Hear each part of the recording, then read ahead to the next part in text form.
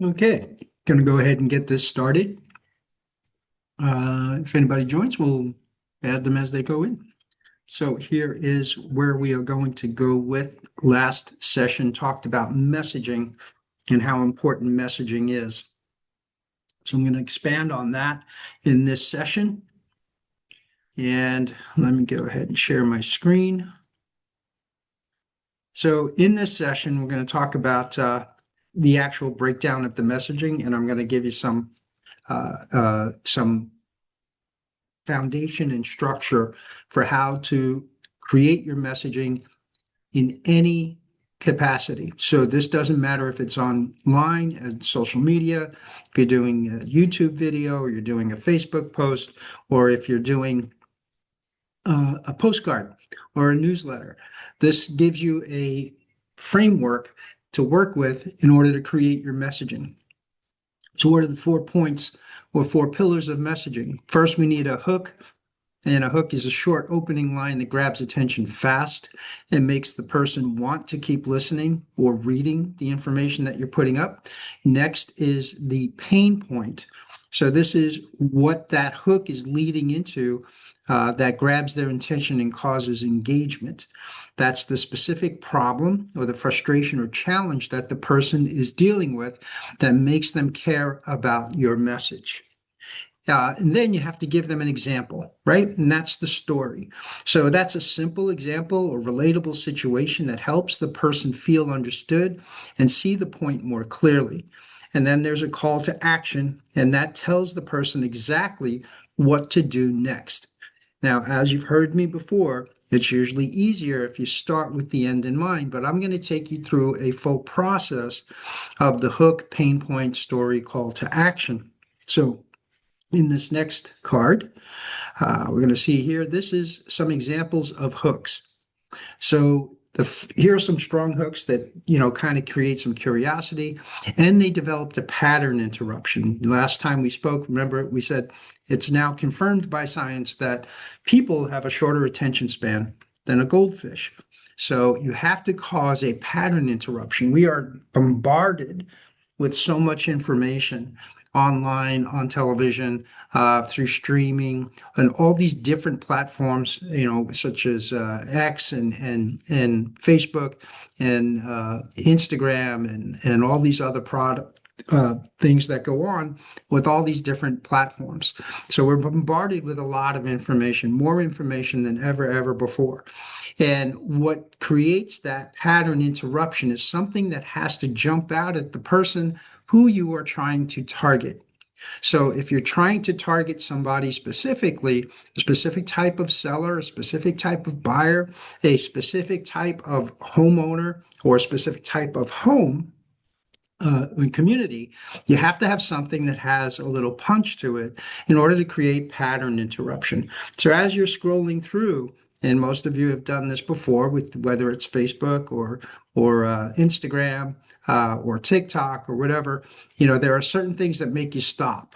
And that's called pattern interruption. And then you listen, and you'll probably give it about 2 or 3 seconds before you move on to the next one if it doesn't gain your interest. So again, we want to make sure that we have a strong hook.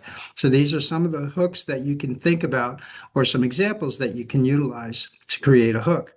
So if you can see here, these are strong ones. Your neighbor may have just changed your home's value without you even knowing it. If you think about what do most real estate agents sell or say in their media, they're going to say things like, "Oh, thinking about selling?" Or "Want to know what your home's worth now? Check your home value here." But if I turn that around and create something that actually makes it sense to the person listening to it, or attaching to the person that would actually be thinking about something like that, that's what I want to accomplish. So your neighbor may have changed your home's value without you even knowing it, kind of jumps out where, well, what does that mean, right? Why would you say that?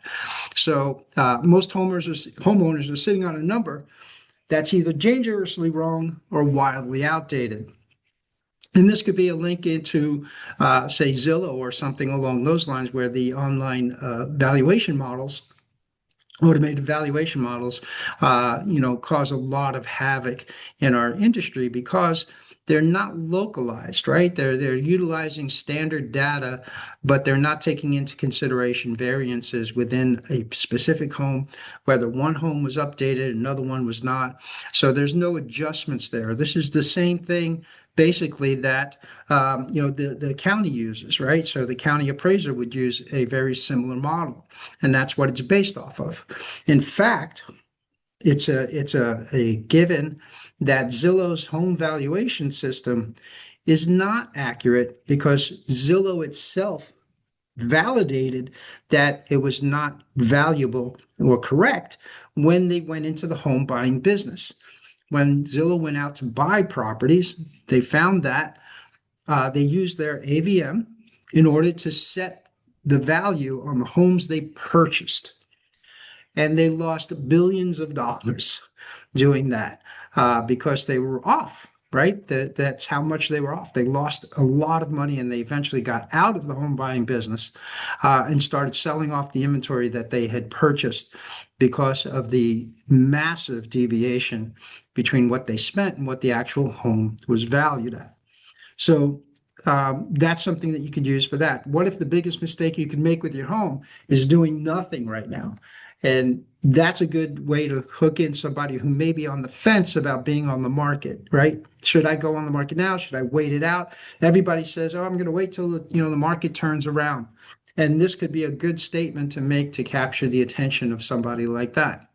There is a reason why some homes create a bidding frenzy and others just get ignored. And most owners never see it coming, right? And this could be something about pricing. This could be a hook into pricing and understanding how pricing works and why a property curb value or the curb appeal creates a value or incentive to bid on a property. Something a little more aggressive could be, the market may have already made a decision about your home before you have. And this could be talking about what buyers look at when they're going in to see a property. Some homeowners are about to lose leverage and they don't even realize it. And now that, again, that's appealing to someone who may be thinking about selling, or possibly someone whose listing is coming up to expire. And I want to reach out to those kind of people, then let them know, hey, you may not understand why your property is not selling. The price your home could command today might surprise you, but not in the way that you think. So that's, again, kind of a generalized statement and leading into a story about, how to make sure that you're using the correct price on your home. Or waiting to see what happens is exactly how many homeowners miss their best window. And that is absolutely true. And this is where we talk about cycles and, selling at the top and chasing the market down. So there's a couple of different options. These are not neighborhood specific. These are general, but I would utilize this in a neighborhood specific way. So if I'm targeting a specific neighborhood, I want to use these hooks and include the name of the community into the hook.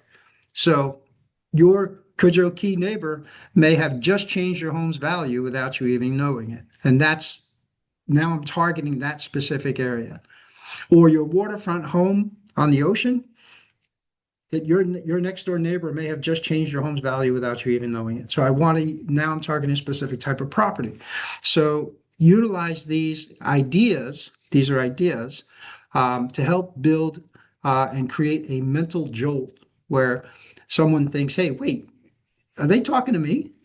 Right? That's the whole point of a hook. So the next part is, as we go into the pain point part, is if we utilize that hook, your neighbor may have just changed your home's value without you even knowing it. Here's an example of how we can bring out the pain point. So that pain point is going to give them a reason to continue to listen to what you have to say. So the problem is that many homeowners have no idea that a nearby sale or a price drop or an expired listing may have quietly changed how buyers and appraisers see their home, which could cost them money, leverage, and timing if they wait too long to find out.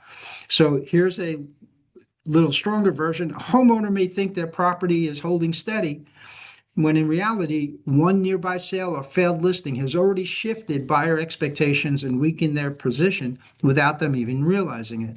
And this is not uncommon, right? We have one person on the block that sold their home at a fire sale, and created a problem for everybody else. The opposite is also true. You could have one home on the block that's overbuilt for for an area. And so it's skewing the numbers, especially when you're using averages. When you're using averages, one high-end sale or one super low-end sale can skew the averages.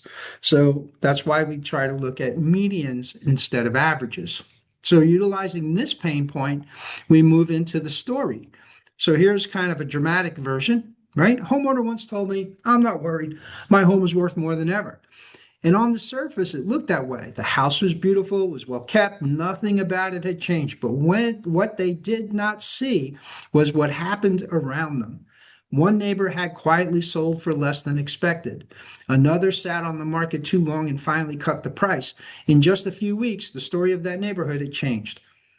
Buyers were no longer looking at homes there with excitement. They were looking with caution.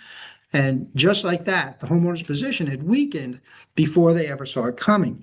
And this is not an unusual situation as either, right? But I'm giving them the context and how to address that problem. So here's something a little more kind of like if you were watching an epic blockbuster movie, right? You got to kind of put your own theme music behind this one. Everything felt fine until it wasn't. The homeowner believed their value is safe because their home had not changed. But the market doesn't judge just your home. It judges the homes around it too. A price cut down the street, a stale listing down the corner, a weak sale that reset expectations, and suddenly the number they had in their head was no longer the number buyers had in theirs. And the most dangerous part, they had no idea it was happening until the leverage was already gone. So again, we're explaining what the problem was and why it's important to the person that's reading this. So now we got to offer them a solution, right? So here's a call to action. The call to action is don't wait until leverage is gone. Reach out and take a look at what the market is saying about your home right now. Or something more dramatic. The market may be shifting around you. Let's find out what that means for your home before it costs you. So, and you would end these two calls to action with this. Your neighbor may have already changed your home value. I wrote a specific neighborhood, Cudjoe Key market report to see where the current market is and get my opinion of where the market's going in the next 6 to 12 months. And then you engage them by saying one thing, not all of these, one thing. Scan the QR code or DM me and I'll send it to you, or text Cudjoe Key and you'll get it right away, or visit myrealestatewebsite.com. So these are ways to call out the person and get them to actually do something. We're giving them a specific action to do. If you tell people to do more than one thing, they won't do anything. If you don't tell people to do something, they won't do anything. Give them one thing to do, one. Whether this is on a postcard or in a social media post or in a YouTube video or on a newsletter, always give them one thing to do. There is a minor variation with a newsletter. You can use different calls to action depending upon different parts of the newsletter, but only use one per article. So again, going back to what I said earlier, these are the 4 pillars of creating the message. Doesn't matter whether you're doing postcards, newsletter, social media, YouTube, anything like that, you're going to use this. This is also a great way to create scripts, okay? Always have a hook, something that captures somebody's attention. And, like what we do with Expireds is, hey, when were you thinking about hiring the right agent for the job, right? That throws people off a little bit if they haven't heard it before. So that's the hook. And then, tell me about the problem that you had. Why do you think your home didn't sell, right? This is a great foundation or framework, I should say, for creating scripts as well. So how do you do this when you're actually doing something and you have a property or you're trying to break into a specific market? We can use AI to help create that message. So as we go for anybody have any questions on this so far? No, Anybody want to add anything? Yes. you're doing a great job. This is wonderful. Thanks. Thanks, Jamie. Appreciate it. All right. Any questions about the actual information I'm providing you? Okay, fantastic. So how can I use AI to help me create this messaging, right?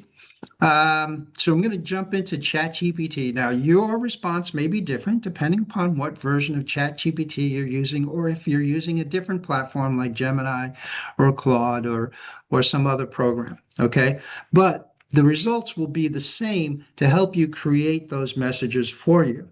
So in this particular model, I am using the latest model, which is 5.4. And I'm using it in standard mode. Actually, I'm going to do that. I'm going to do this in extended mode for the moment. So, Jamie, give me the name a name of a community that you'd like to market to. Venetian Shores. Fantastic. Okay.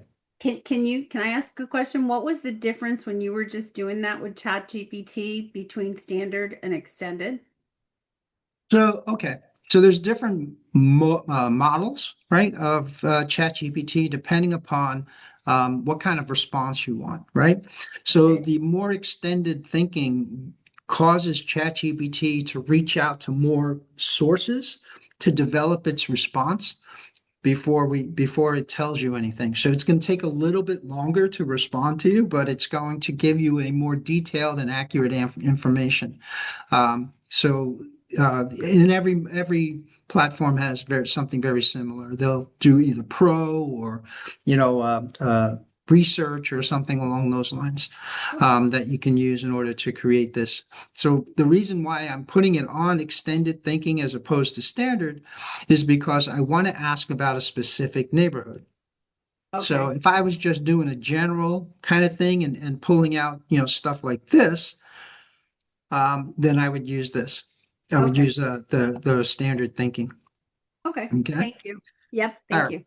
So first thing we got to do is we need some research on Venetian shores, right? Now I'm going to show you something that's a little bit different.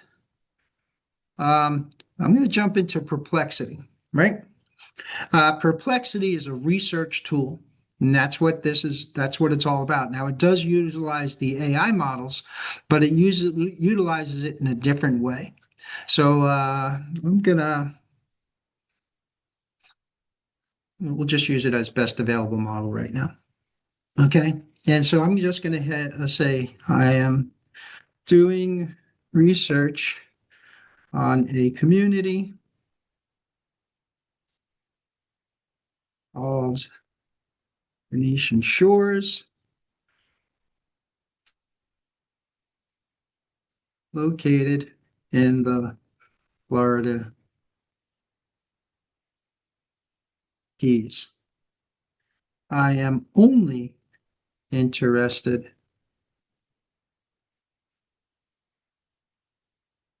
in this community data and not the surrounding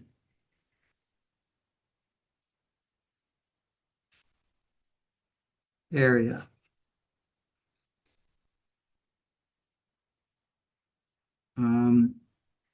What would be important to a homeowner in this community if they were thinking about selling their home? Okay, so let me fix my terrible typing. I'm going to start here. So right now, Perplexity is again, it's a research tool. It's not really for creating stuff in the way that you would use ChatGPT or Gemini for. So here's some information that it's finding. It's searching the web and getting information about different things that are found about Venetian Shore.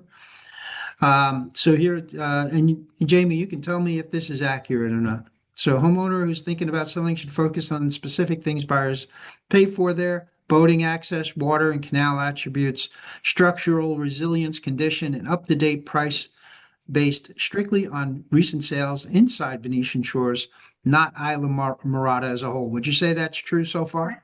100%. Yep. Okay. So community-specific factors: canal type and boating access. West side deep water canals with direct access to Snake Creek and both ocean and bay are premium. East side plug canals without open water access are valued differently. Would you say that's correct? Yes. Okay. Dockage: length of seawall, boat lifts, water, electric at dock, draft, ease of use of turning a large boat in the canal, and distance to open water are key selling points. Would you say that's correct? Yes. Okay. Marina boat slip rights. If the property includes or can access a slip in the community or nearby marina, that is an important feature. Yes or no? Yes. Okay. Location: quiet cul-de-sacs, wide canals, and privacy at the dead-end streets are often highlighted and can justify stronger pricing. Would you say that's correct? Yes. Okay. So condition: structural resilience, metal roof, impact windows and doors, low maintenance landscaping, are heavily emphasized in Keys listings and can justify a premium because they reduce storm risk and upkeep. Is that correct? Yes. Okay. Mechanical and cosmetic condition. Buyers in this price bracket generally expect systems such as all appliances, HVAC, and all that to work properly in the home to show well. Basic repairs and fresh finishes typically improve net proceeds. Yes. Okay. Like, see, Jamie's got it already. Jamie's like my AI assistant. So all right. Outdoor living: pools, tiki huts, outdoor kitchen, shaded entertaining space, spacing the canal or open water are core to the lifestyle and should be presented as part of value, not as afterthoughts. Yes. Yes. Okay. All right. So I'm not going to run you through this whole thing because you can see Wow. it's pretty extensive, right? Yeah. And then it asks if I want to do some follow-ups, and it'll tell me here's what are the HOA rules in Venetian Shores: hidden maintenance costs, insurance costs, Venetian Shores flood zone information, best boat dock features, right? So this is deep research, right? So if I can use this, and I got to read it, right? Don't take it at face value, right? What I'm showing you here is to give you a way to help you get the best responses, not to have it do it for you. You must utilize this as a tool. If you put the hammer next to a nail, it's not gonna do it on its own. You have to pick up the hammer and use it. Okay. Yes. So we're going to take this right here. I'll take all this information right here.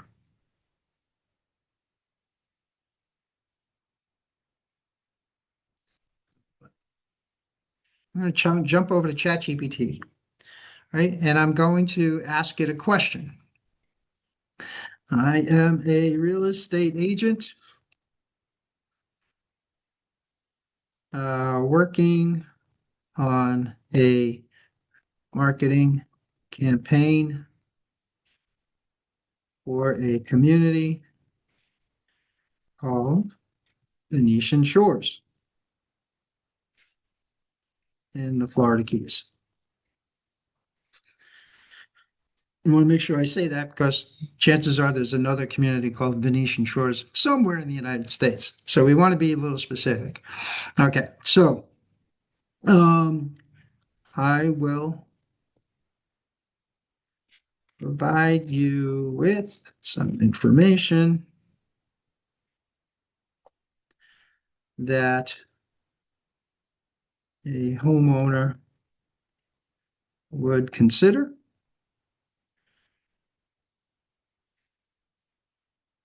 when thinking about selling. Help me create a marketing message for this neighborhood. Okay, here is the info for Venetian Shores. And I like to use a semicolon.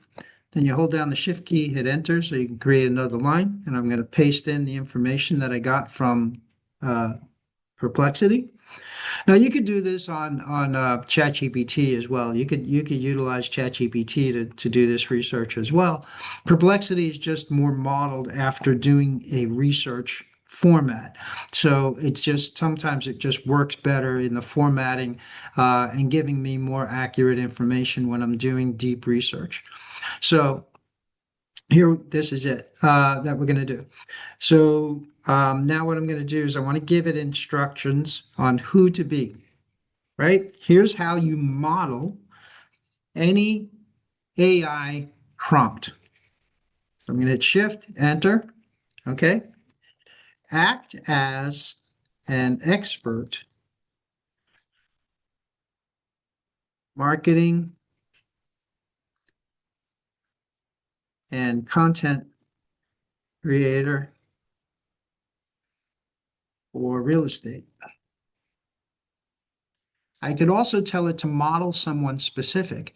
If there's someone specific that I follow in real estate that I like their content and how they present it, I could also say, act as an expert marketing and content creator for Yenis Yilmazer or, what's her name? I forgot her name now. Sure. Anyway, anybody on YouTube or anybody on Instagram, if you want to model after them, utilize that as the act as. So you're telling ChatGPT who they are. You're giving them a title, right? Now I want to tell it what the job is. Okay. You are tasked with creating a marketing plan to engage homeowners and build up my database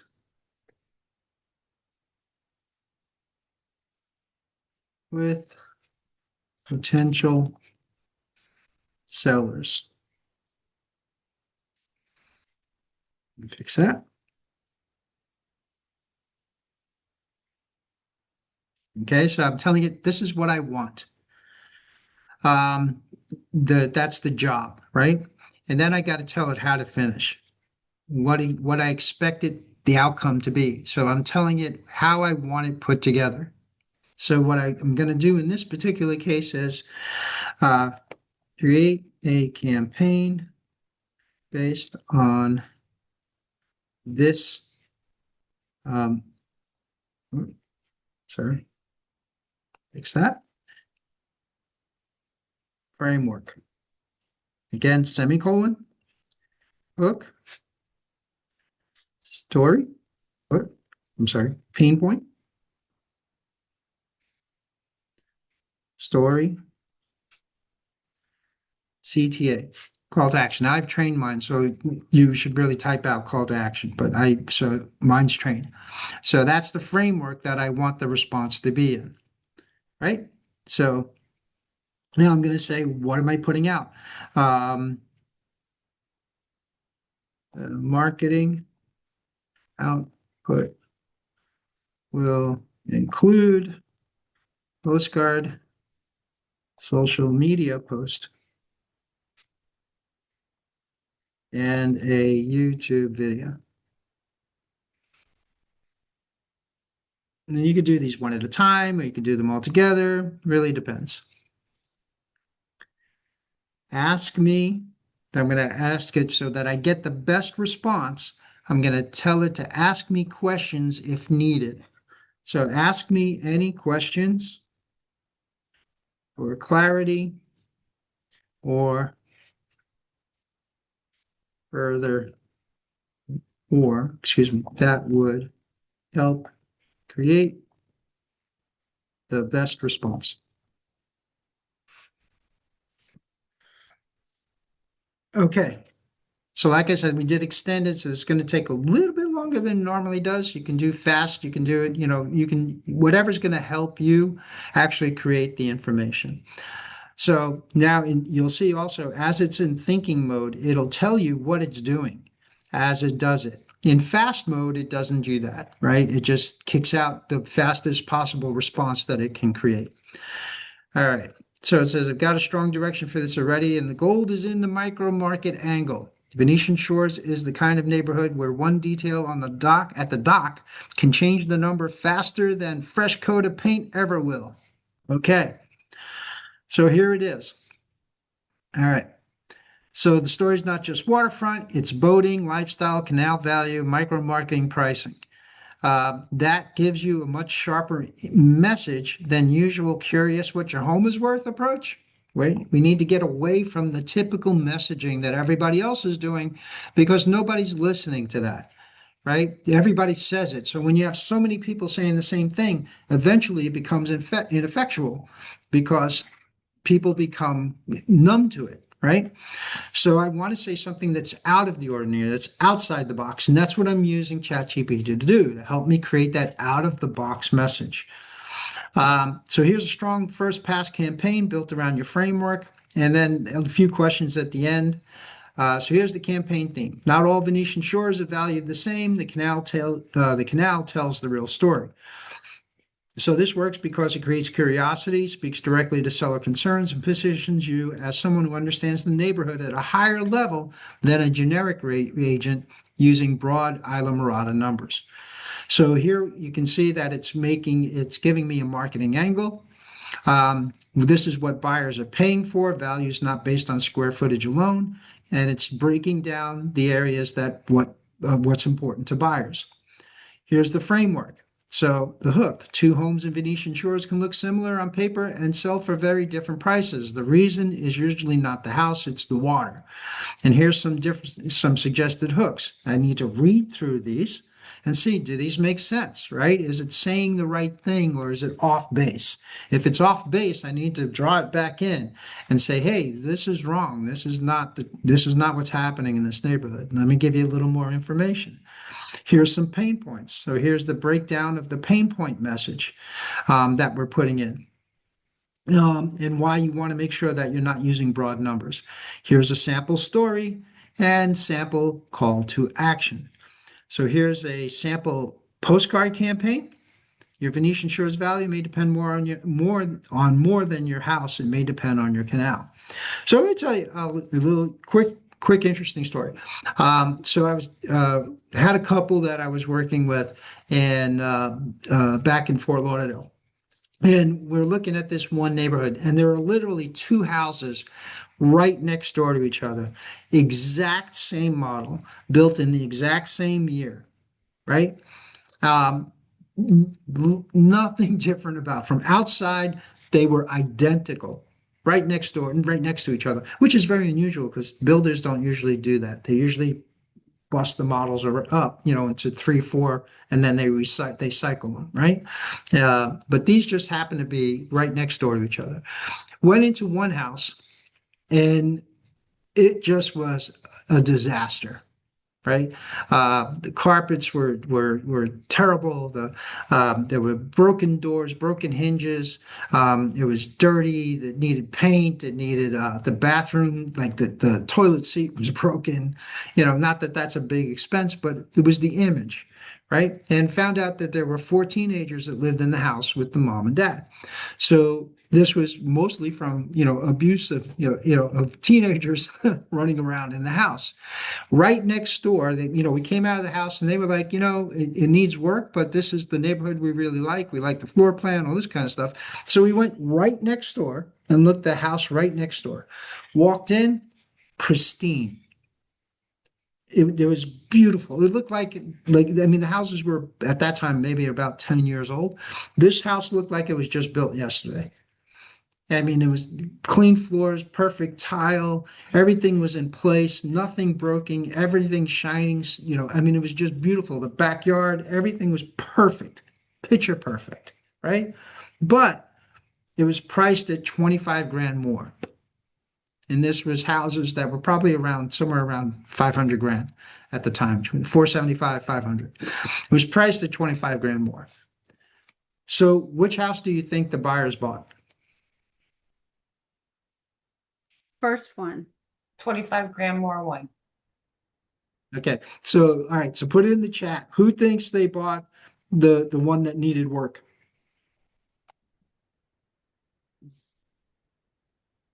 Who thinks they bought the one that needed work? Okay. Who thinks they bought? Okay.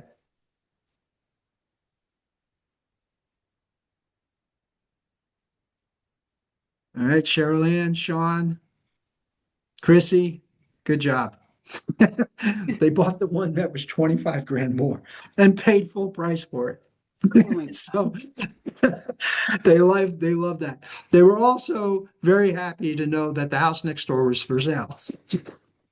They got, and they knew that that house was going to sell. So they bought the house for that was 25 grand more. That is correct. Because there was, the perception was is that they were going to have to put that much money into the other house. And the reality of it is it really wouldn't have. It probably would have cost them maybe 10 grand. Maybe. Right? Carpet, paint, toilet seats, everything else was in pretty fair shape. Maybe they might want to change out the stove or something, but probably would have cost them about, in less than 10 grand to do it. But they were willing to pay the 25 grand more for something they could move in right away, not have to do a thing, right? House, we did the inspections, house, boom. The inspector was having a hard time finding anything wrong. Right. There were a couple little minor things and that was it. So that's the difference that impression can make on what's valuable to a buyer. Right.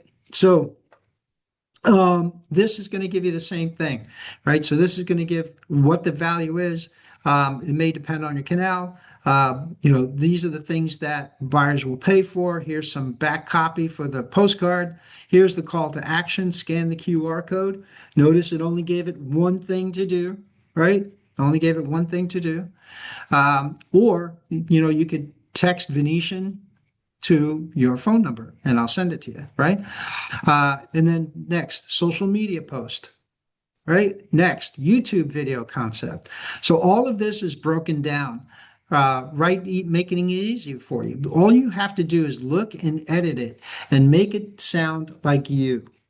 So as you use this more and more and you utilize your own typing and information, it will learn more about how you speak and how you like to present things. Are you more, very strict? Are you more, humorous? Are you more sarcastic? Are you more friendly, super accommodating? What kind of personality type you have is the idea of what it's going to get from you. So here is the questions. It's going to ask me some questions to help sharpen this even more. So if I look at the questions, I can help make this an even better campaign. And this is how you draw out the information. This is how you kill it on messaging by letting it learn what you do and the areas that you want to focus in on. So best lead magnet, it's even saying that, instead of offering a home valuation, offer something more intriguing, like neighborhood specific. Venetian Shores seller value report, right? What buyers are paying attention to. Difference in boating and canal that affect value. What makes one property more marketable than the other? And I would always add in there,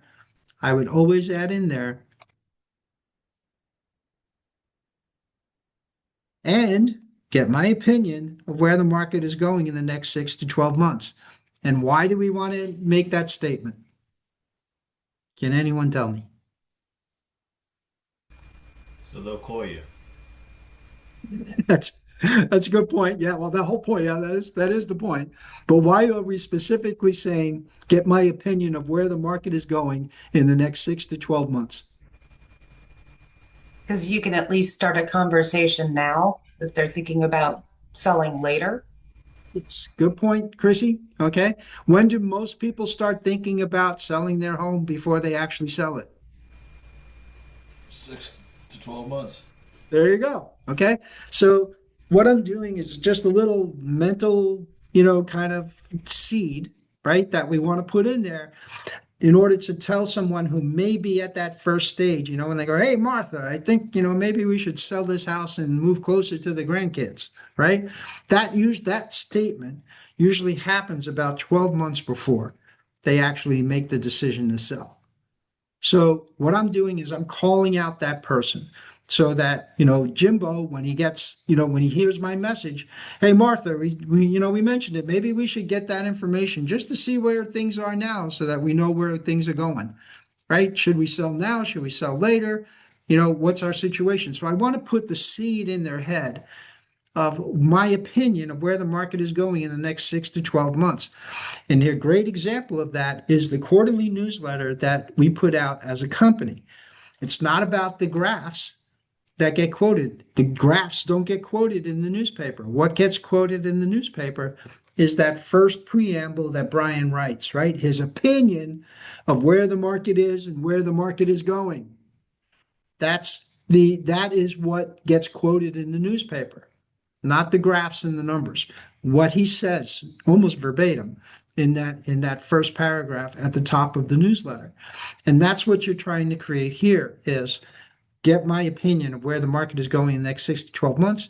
I want to grab their attention before they even start thinking about a real estate agent. I want to catch them when they get the first thought of selling their house. So as we go through this, I want to read these questions and I'd like to answer them to the best of my ability. The more you do this, the easier this will become. If you have a hard time doing it, all you have to do is click the little microphone here. I'm not sure how to answer these questions. Can you make it more simple for me and give me only the most simple based facts that you need in order to make this work? And here's my question. All right. If you don't want to type, if you're like me and you suck at typing, no matter what you do, I even took that class. I took typing in high school. I did an online class for typing, and I bought programs to help me with typing, and it just won't take. It won't take. So, but anyway, here it is, right? It's giving me, it gave me a breakdown, right? You can just reply like this: audience, goal, style, name to use. Boom. Okay. So you can always click the microphone. If you click this, the little sound thing, that's for the agent, right? For me, that's Sophie, right? That's my AI assistant. If you click the microphone, it will dictate what you're saying. And the more you actually talk to it and it hears your voice and takes this information like that, the more it will start to respond in your voice. So the results that you get will come out in your voice. So it'll sound like you. And when you send out your marketing, you want it to sound like you. Because if you send out something that like it just came from the Wall Street Journal, and then you go and meet the person and you sound like the New York Post, people are not gonna, you're not gonna be connecting with the people that you want to work with. Right. If you sound like the New York Post, you should write like the New York Post. If you sound like the Wall Street Journal, then you should write like the Wall Street Journal. So, and that will get you a better response. Remember that authenticity right now is key. So, all right. So who's going to give me, what are the 4 pillars of this framework? Who can repeat to me what the 4 pillars of this framework are? Hook, pain point, story, and CTA.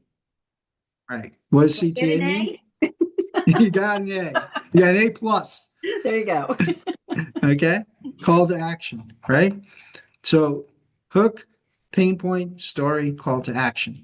And also, as you do this, like I didn't even have to write that in here in this prompt. because I've already trained my AI to know what it is I'm looking for. But I'm adding it in here just so you understand how to do that, right? So always include the framework. Tell ChatGPT what its job is, right? And well, give it a title, right? You're an expert at, act as if you were an expert at, or act as if you're an experienced person with this, or experienced writer, or an experienced journalist, or an experienced mathematician, right, with 20 years of experience. Act as if you are an MIT graduate. Whatever it is, give it a title, right? Then tell it what the job is, right? What is the end outcome that I want? What I want is to create this marketing campaign for this specific neighborhood. Here's some information about it, right? And then tell it how to format that response for you. And it can say in bullet points, you're going to give me bullet points, or compare something, or break it down into this framework for me, hook, pain point, story, call to action. And actually, the more you do that, then eventually you don't even have to ask that, right? It already knows how you work. So do those things, and you'll find that you get a much better response. Okay, does anybody have any questions, or is anybody having any issues now? If you have something that you want to try and improve, or something that you would like to do that you're having a hard time with, or you're not sure about how to create it, or you're having an issue with, putting it into play, implementation, right? And what is anybody having a problem with implementation? Are you all good? Nobody has any questions? You're all expert marketers right now, right? It's a lot of information, but it's great information. It's just kind of taking that one bite at a time. And you're absolutely right, Jamie. It is. I've been doing this a long time, for doing stuff in this way. So, but just remember that there are these basic things, right? Hook, pain point, story, call to action. Hook, pain point, story, call to action. Right? That's the framework that you need to use.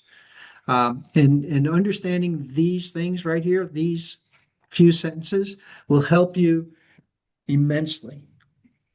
Right? So most of you, if you're working in the neighborhoods consistently, I know Cheryl Ann is in Duck Key, and she knows what goes on there, right? She knows what the issues are. All you got to do is go back and look at the deals you've already done, and say to yourself, what are some of the problems they came up with? What are some of the differences that I encountered? Why did that house sell when the other one was just like it and didn't sell? Right? Why did that house expire? Why did this house, what was the big problem? What was the motivation for this seller? We can all break it down into the same thing every single time. It's the same objections every single time. It doesn't really change. So those parts you already know. So if I just give AI that information and then ask questions, or ask it to create something for me based on those criteria, I can get a much better response, and it'll help you think.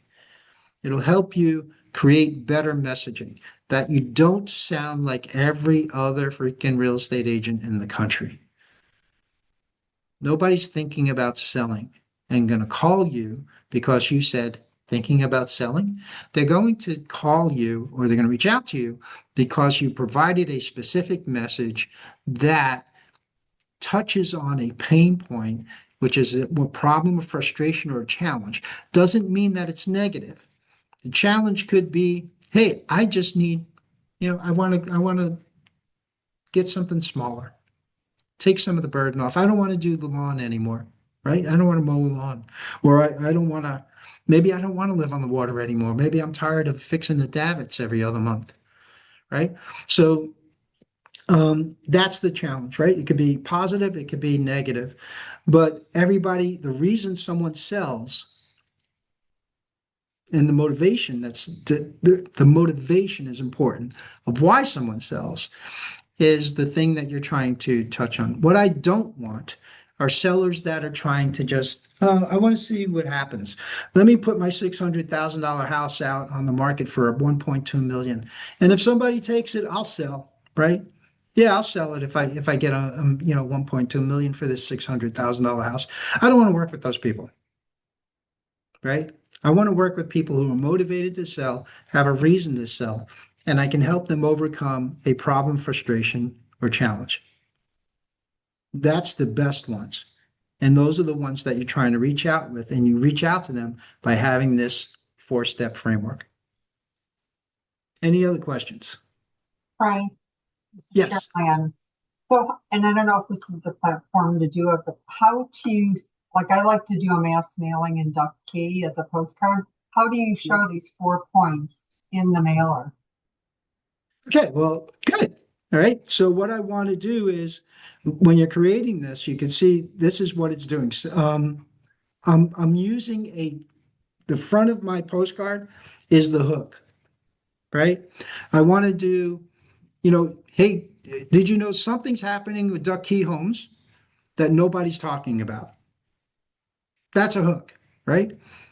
And the hook could be very, very simple. That now my pain point is little by little on the back of the card, right? Little by little, home sales or home prices are declining. Not dramatic, right? I'm just little by little, home prices are declining, except for a very few. And if you want to know who those few are, I put together a detailed report that tells you exactly which homes are selling and why they're selling for more than the others, along with my opinion of where the market's going in the next 6 to 12 months. And if you want to know more, go ahead and text me, Duck Key, at 305-123-4567. Yep. Right? So Yep. it doesn't have to be a big, long, drawn out thing, Cheryl Ann. It could be sometimes that 4-step process is just a few sentences. Makes sense. Thank you. You're welcome. But the front of the card is your hook, because that's the first thing that people see. Right. So I got to capture their attention there, right? There was one I came up with for waterfront homes.